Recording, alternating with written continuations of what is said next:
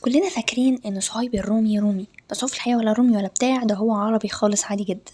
امال اللي احنا بنقول عليه رومي وايه علاقته اصلا بالديك الرومي؟ هو ده بقى اللي احنا هنعرفه في الفيديو ده.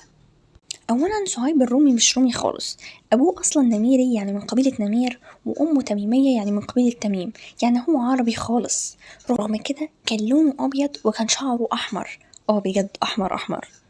عموما مامته في يوم من الأيام أخدته معاها لمكان في العراق عشان تستجم وترتاح زي المصيف كده عندنا، بس للأسف كان مصيف مهبب على دماغهم هما الاتنين، ومجموعة من قطاع الطرق هجموا على مامة صهيب وأخدوا منها كل حاجة منهم صهيب، وباعوه في سوق الرقيق واتباع لواحد من الروم، وفضل يتنقل ما بين أسياد الروم لحد ما كبر وعاش حياته كلها في الروم، لدرجة إن هو نسي العربي أصلا. رغم كده بقى لأنه كان بيكره الروم جدا، لأنه عاش في بيتهم وشاف كمية الفواحش والمعاصي والحاجات القذرة اللي كانت بتحصل عندهم في بيوتهم، فكره الروم كره شديد جدا.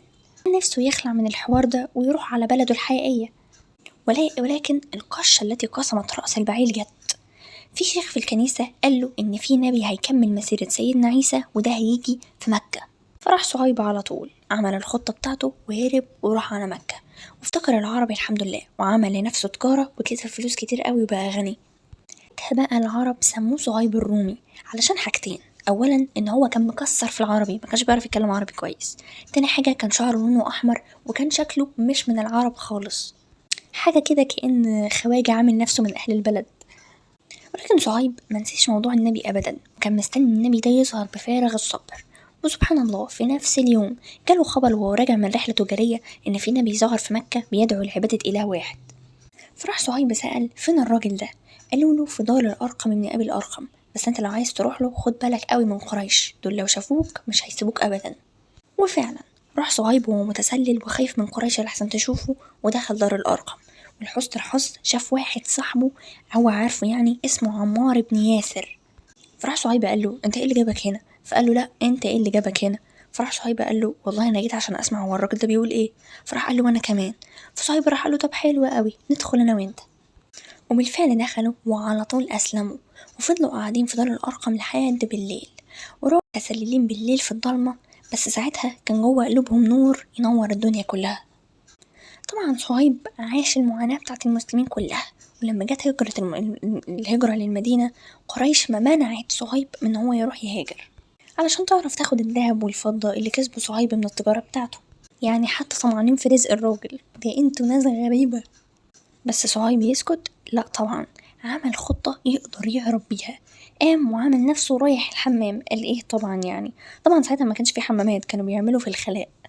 فالناس اللي كانت معاه او الناس من قريش اللي كانت بتراقبه فاكره ان هو رايح يعني هيقضي حاجته ويرجع تاني، بس هو راح واتاخر جامد لحد ما الناس اللي بتراقبه نامت على نفسها. فراح صهيب رجع ولما حاجته ومشي. طبعا بعد شويه لما صحيوا اكتشفوا الخدعه اللي عملها فيهم صهيب، فرجعوا جروا وراه على المدينه ان هو عارف ان هو هيجري المدينه، وللاسف عرفوا يمسكوه. فراح طالع مكان عالي كده وقال لهم والله انا ممكن اخلص الاسهم بتاعتي عليكم كلكم وتموتوا كلكم. فقالوا له انت اصلا كنت جاي مكة وانت صعلوك فقير وبعديها تروح لمم القشة بتاعت الفلوس دي كلها وتمشي؟ فراح قال لهم طب لو اديت لكم كل فلوسي تسيبوني وامشي؟ فقالوا له اه طبعا، واحنا عايزين منك ايه غير فلوسك اصلا؟ فراح قال لهم على مكان فلوسه في مكة، وفعلا سابوه ومشي. صهيب فضل الآخرة عن الدنيا وساب كل ثروته لقريش في سبيل انه يشوف رسول الله تاني. وفعلا راح صهيب المدينة، والرسول صلى الله عليه وسلم كان فرحان قوي ان هو رجع. وساعتها نزلت عليه آية بتتكلم عن صهيب، وهي الآية رقم 207 في سورة البقرة، اللي بتقول فبارك الله في صهيب، هو كان رومي من بره بس كان عربي خالص من جوه. اما بقى علاقته بالديك الرومي ده، يعني ما فيش اي علاقة ما بينه وما بين الديك الرومي، بس لو بحثت على جوجل هتلاقي حاجة شبيهة بكده.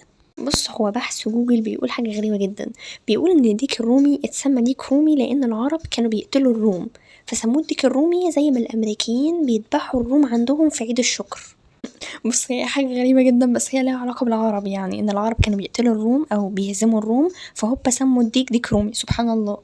امال الفلفل الرومي ده ايه بقى، كانوا بيقتلوا الفلفل. عموما بس كده خلصت الحدوتة. وما تنساش يشرفني اوي اشتراك وشارك الفيديو ده مع حد بتحبه، وقول لي رأيك في الديك الرومي اللي احنا عمالين نتكلم عنه ده. والله انا جوعت اصلا. وبس كده، شكرا.